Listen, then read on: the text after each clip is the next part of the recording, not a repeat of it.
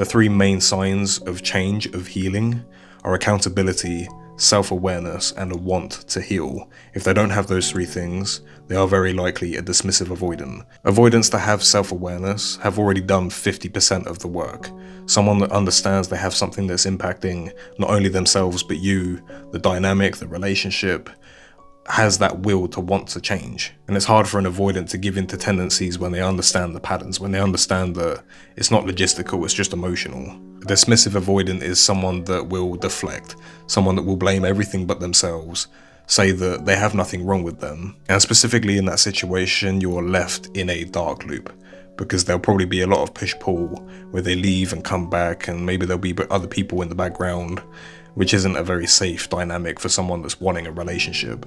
Always look for those three signs. If they're not showing any of them, they may do at some point, but they may not. Okay, so look at it logistically. Don't just look at it with emotions, because I know it's a very heightened situation. I know that you want them. I know that you love them, but sometimes that is not enough. And I've been in these situations where you really hope for change and it doesn't come. Avoidant attachment style is a very hard thing to fix. It's a very hard thing to heal from, and it's rooted in childhood.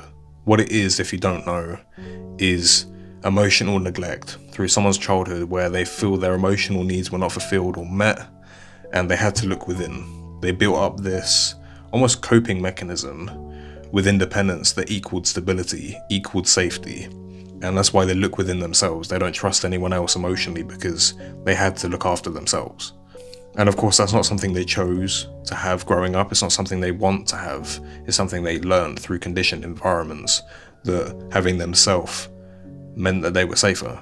Okay, so the avoidant tendencies that you're facing with your ex or partner is a coping mechanism. It's something that they're not doing consciously to you. They're not there out of ill will. They're not there to use you.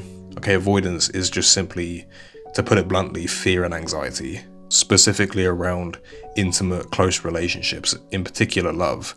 But this can stretch into friendships, it can stretch into family, any dynamic really. But I understand it's difficult. You don't have to stay. I spent 6 years in an anxious and avoidant dynamic, and it was the most draining thing of my life. Okay, so you're not there out of obligation. Okay, it's all a decision. If you want to try and stick it through and you hope to see change and you're trying to guide them, it can work. I've seen it happen. But do not solely rely on your efforts, because it is more an internal process. They will choose to heal, for not only themselves, but for you. And if they keep choosing to deflect and choose everything else but what's in front of them, you're going to be waiting a very long time, if not forever, if they choose to keep coming back and forth. And obviously you don't deserve that, you deserve better. So don't put all your eggs in one basket. Make sure you're fulfilled within yourself, outside of this relationship, because no matter what happens, at least you got yourself. I don't know who needed to hear this, but I hope it was at least helpful, of giving you some information about what it means to be avoidant and what to look for if you're trying to be with someone that is avoidant. So let them do the work. Let them figure it out.